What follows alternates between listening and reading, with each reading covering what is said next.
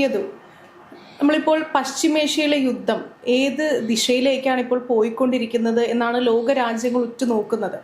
ഇപ്പോൾ ദിവസങ്ങൾക്ക് മുന്നെയാണ് അമേരിക്കയും ഇറാനും തമ്മിലുള്ള സമാധാന കരാർ അവസാനിക്കുന്നത്. അപ്പോൾ അതിന് ശേഷം ഇനി എന്ത് എന്നായിരുന്നു ചോദ്യം, വലിയ ചോദ്യം.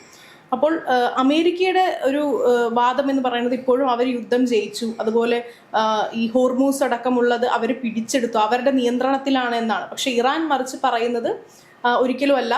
ഈ ഹോർമൂസിലൂടെ ഏതെങ്കിലും തരത്തിൽ അവരുടെ അനുമതി ഇല്ലാതെ ഏതെങ്കിലും കപ്പലുകൾ പോവുകയാണെങ്കിൽ തീർച്ചയായും അവർ ആക്രമിക്കുമെന്ന് തന്നെയാണ് പറയുന്നത്. അപ്പോൾ ആ ഒരു രീതിയിൽ യുദ്ധത്തിന്റെ അടുത്ത ഘട്ടത്തിലേക്ക് പോവുകയാണ്. പിന്നെ അതുമല്ല, ഈ അടുത്ത് തന്നെ ഇറാൻ പ്രഖ്യാപിക്കുകയുണ്ടായി, ഇതുവരെയുള്ള തിരിച്ചടികളിൽ നിന്നും വ്യത്യസ്തമായി ഇറാൻ പുതിയ നയത്തിലേക്ക് മാറുന്നു എന്നൊക്കെ സൂചന ലഭിക്കുകയും ചെയ്തിട്ടുണ്ട്. അപ്പോൾ ഇനി യുദ്ധത്തിന്റെ അടുത്ത ഘട്ടം എന്തായിരിക്കും?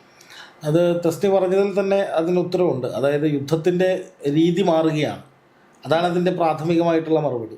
അതായത് ഇതുവരെ ഉണ്ടായിരുന്ന ഒരു ഡിഫൻസ് പൊസിഷൻ, ഒരു പ്രതിരോധ നിര അല്ലെങ്കിൽ ഒരു പ്രതിരോധത്തിന് പ്രാധാന്യം കൊടുത്തുകൊണ്ടുള്ള, ഞങ്ങളെ ആക്രമിച്ചാൽ മാത്രം ഞങ്ങൾ തിരിച്ചടിക്കും അല്ലെങ്കിൽ തടയും, അതിന് പ്രതികാരം ചെയ്യുമെന്നുള്ളത് ഏകദേശം തീർന്നിരിക്കുകയാണ്. ഇനി ഇറാൻ ലക്ഷ്യം വയ്ക്കുന്നത് ഇസ്രായേലിനെ ആയിരിക്കും. അതൊരിക്കലും ഒരു ഭീഷണിയോ അല്ലെങ്കിൽ ഒരു വെല്ലുവിളിയോ ഇസ്രായേലിനെ ചെറിയ തോതിൽ ഒന്ന് ഭയപ്പെടുത്താൻ വേണ്ടിയുള്ള എന്തെങ്കിലും ഒരു അറ്റാക്കോ ആകുമെന്ന് ഞാൻ കരുതുന്നില്ല. ഇസ്രായേലിനെ മുറിവേൽപ്പിക്കുന്ന വിധത്തിൽ, ഇസ്രായേലിന് വലിയ നാശനഷ്ടങ്ങൾ ഉണ്ടാക്കുന്ന വിധത്തിൽ, ഇസ്രായേലിനുള്ളിൽ ഒരു വലിയ ഭിന്നത സൃഷ്ടിക്കുന്ന വിധത്തിൽ. ഇപ്പോൾ നമുക്കറിയാം, ഇപ്പോൾ നമ്മൾ ഈ കണ്ടുകൊണ്ടിരിക്കുന്ന ഇറാൻ അമേരിക്ക യുദ്ധത്തിൻ്റെ കാരണക്കാർ അത് ഇസ്രായേലാണ്. അപ്പോൾ ഇസ്രായേലിന് ആ യുദ്ധം നടത്തുന്നതിലൂടെ ഉണ്ടായിരുന്ന ലക്ഷ്യമെന്ന് പറയുന്നത്, ഒന്ന്, ഇറാനിൽ ഒരു ഭിന്നിപ്പുണ്ടാക്കുക. അവിടെ ജനങ്ങൾ ഭരണകൂടത്തിനെതിരായിട്ട് ഒരു വിഭാഗം ജനങ്ങൾ മാറുക, ആ വിഭാഗവും ഭരണകൂടത്തെ അനുകൂലിക്കുന്ന വിഭാഗവും തമ്മിലൊരു ഏറ്റുമുട്ടലുണ്ടാകുക, അങ്ങനെ ഒരു ആഭ്യന്തര കലാപം ആ രാജ്യത്ത് സൃഷ്ടിക്കപ്പെടുക. അങ്ങനെ ആ രാജ്യത്ത് ഒരു ആഭ്യന്തര കലാപം ഉണ്ടാകുമ്പോൾ അവിടെ ഒത്തുതീർപ്പിൻ്റെ ഭാഷയിൽ അല്ലെങ്കിൽ ആ പ്രശ്നം പരിഹരിക്കാൻ എന്ന പേരിൽ അമേരിക്കൻ സൈന്യത്തെ വിനിയോഗിക്കുക.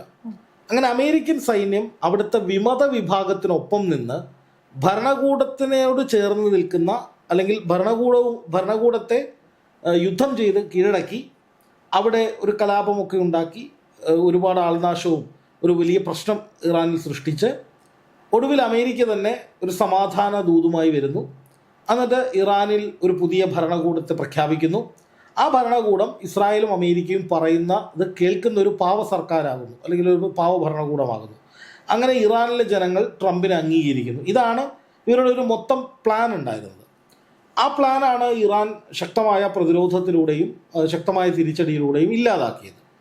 എന്നിട്ടിപ്പോൾ ഇറാൻ ചെയ്യുന്നത് ആ തന്ത്രം ഇസ്രായേലിന് നേരെ പ്രയോഗിക്കുക എന്നുള്ളതാണ്. ഞാൻ ഇത്രയും നാൾ റിസർച്ച് ചെയ്തതിൽ നിന്ന് എനിക്ക് മനസ്സിലായത്, ഇപ്പോൾ അല്ലെങ്കിൽ ഇന്നലെ UAE-യിലേക്ക് ഒരു ആക്രമണം നടന്നു. അതിന് പിന്നിൽ ഇസ്രായേൽ ആണ് എന്നാണ് ഇറാൻ പറയുന്നത്, തങ്ങളല്ല എന്നാണ് ക്ലെയിം ചെയ്യുന്നത്. പക്ഷേ UAE പറയുന്നു ഇത് ഇറാൻ തന്നെയാണ് എന്നതിൻ്റെ തെളിവുകൾ ഞങ്ങൾക്ക് കിട്ടിയിരുന്നു. അപ്പോൾ ഈ ആക്രമണം നടക്കുന്ന സമയം ഇന്നലെ വൈകിട്ട്, മിഡിൽ ഈസ്റ്റ് ടൈം ഏതാണ്ട് 7 മണിക്കാണ് ആക്രമണം നടക്കുന്നത്. ഇതിന് മുന്നേ വൈകിട്ട് ഒരു 6 മണി സമയത്ത് അമേരിക്കൻ പ്രസിഡന്റ് ഡൊണാൾഡ് ട്രംപും UAE ഭരണാധികാരിയും തമ്മിൽ ഏതാണ്ട് അരമണിക്കൂറിലേറെ ഫോണിൽ സംഭാഷണം. ഈ സംഭാഷണത്തിൽ കൃത്യമായി ഈ മേഖലയിൽ അമേരിക്കയ്ക്ക് പ്രാധാന്യം ലഭിക്കേണ്ടതിനെ കുറിച്ചാണ് ട്രംപ് സംസാരിച്ചത്.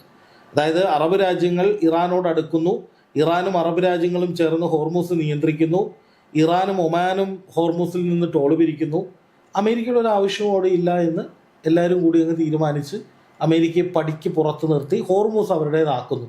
ഈ രീതിയിലേക്കാണ് ഇറാൻ അത് സ്ക്രിപ്റ്റ് ചെയ്തത്.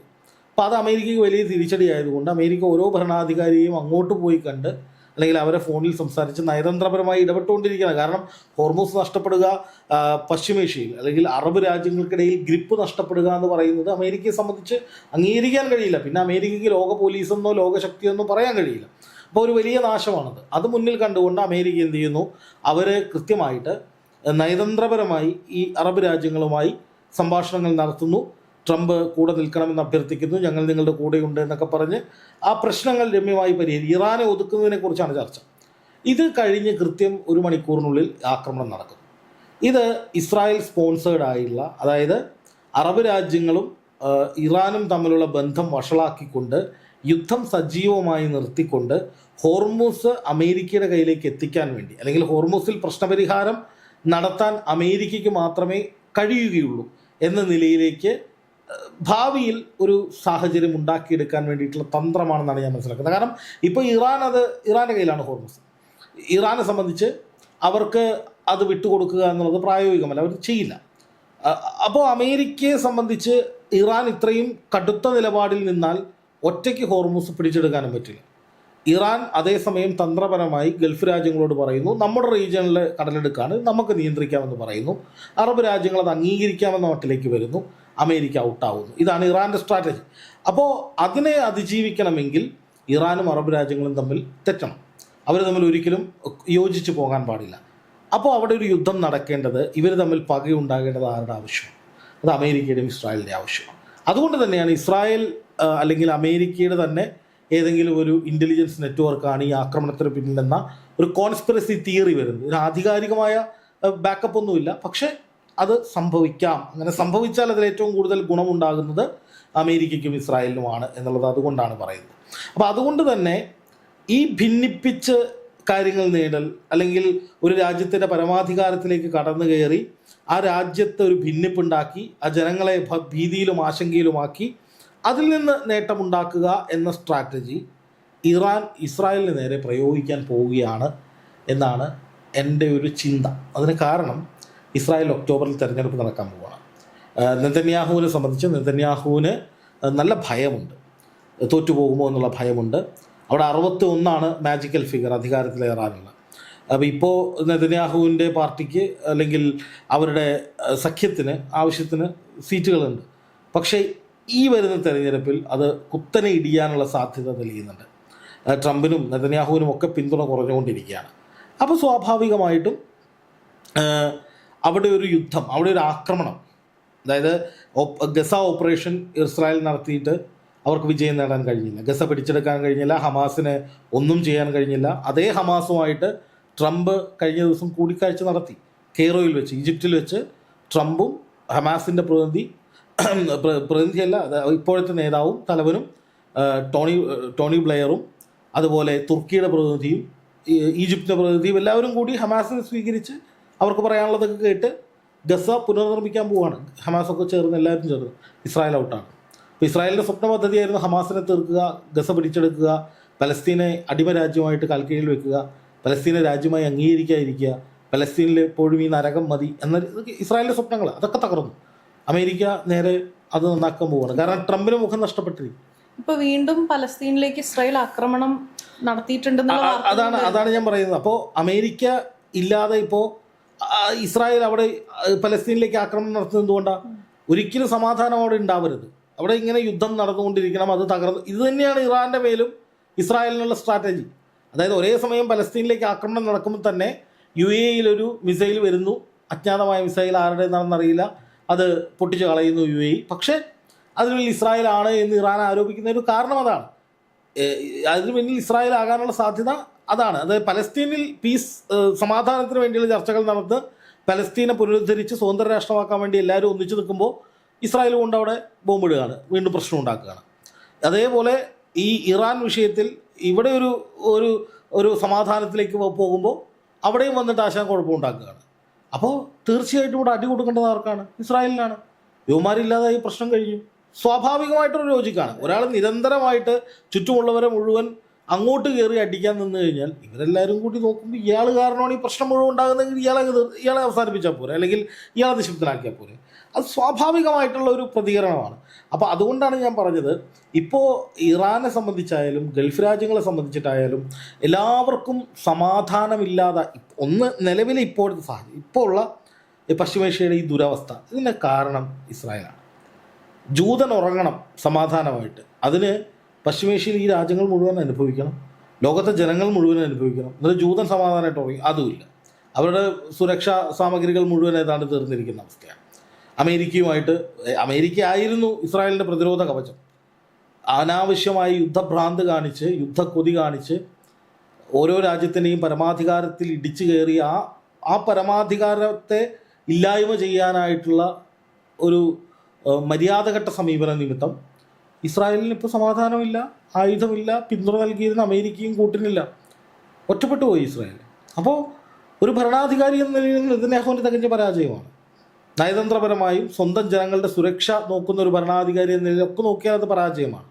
ഈ ഘട്ടത്തിൽ ഇസ്രായേലിലേക്ക് ഇറാൻ നിരന്തരമായി ആക്രമണം നടത്തിയാൽ അവിടെ നെതന്യാഹുവിനെതിരെ ഒരു വലിയ അട്ടിമറി നടക്കും. വലിയ അട്ടിമറി നടക്കുമെന്ന് മാത്രമല്ല, അവിടുത്തെ ജനങ്ങളിൽ വലിയൊരു ഭിന്നിപ്പുണ്ടാകും. ജനങ്ങൾ തമ്മിൽ തല്ലും.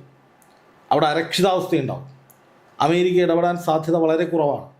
അങ്ങനെ ഇറാനെ എങ്ങനെ തകർക്കാനാണോ ഇസ്രായേൽ ശ്രമിച്ചത്, അതേപോലെ ഇസ്രായേലിനെ ആക്രമിച്ച് അവിടെ ഒരു ആഭ്യന്തര പ്രശ്നം ഉണ്ടാക്കി ഇസ്രായേലിന് ശക്തമായ തിരിച്ചടി കൊടുക്കുക എന്ന തലത്തിലേക്ക് ഇറാൻ ചിന്തിക്കാനുള്ള സാധ്യതകൾ ഏറെയുണ്ട് എന്നാണ് എനിക്ക് തോന്നുന്നത്. അധികം വൈകാതെ ഇപ്പോൾ സൗദിയിലേക്ക് ഇപ്പം ഈ UAE ആക്രമണം നടത്തി ഇറാനാണെങ്കിൽ ഉറപ്പിച്ചോളൂ, ഇസ്രായേലിന് അധികം വൈകാതെ പണി കിട്ടും.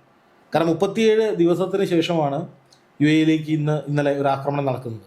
അപ്പോൾ അതിലൂടെ ഇറാൻ പറയാൻ ഉദ്ദേശിക്കുന്ന സന്ദേശം ഒന്നുകിൽ ഞങ്ങൾ പറയുന്നത് മുഴുവൻ നിങ്ങൾ അംഗീകരിക്കുക, അറബ് രാജ്യങ്ങളും ഇസ്രായേലും അമേരിക്കയും എല്ലാം ഞങ്ങൾ പറയുന്ന കാര്യങ്ങളെല്ലാം അംഗീകരിച്ച് ഞങ്ങളെ വഴിക്ക് വിടുക, നഷ്ടപരിഹാരം വേണം, സ്വതന്ത്രമായിട്ടുള്ള കപ്പൽ പാതകൾ വേണം, ഹോർമൂസ് ഞങ്ങൾക്ക് വേണം, ഉപരോധങ്ങൾ അവസാനിപ്പിക്കണം, അങ്ങനെ ഞങ്ങളെ മറ്റ് രാജ്യങ്ങളെപ്പോലെ നിങ്ങൾ കൺസിഡർ ചെയ്ത് നിങ്ങൾ കാരണം ഞങ്ങൾക്കുണ്ടായ നാശനഷ്ടങ്ങൾ മുഴുവൻ നിങ്ങൾ സെറ്റിൽ ചെയ്ത് കഴിഞ്ഞാൽ ഞങ്ങൾ നിങ്ങളുടെ വഴിക്കും വരുന്നില്ല, ഞങ്ങളുടെ വഴിക്ക് പൊക്കോളാം. ഇതാണ് ഇറാൻ പറയുന്നത്.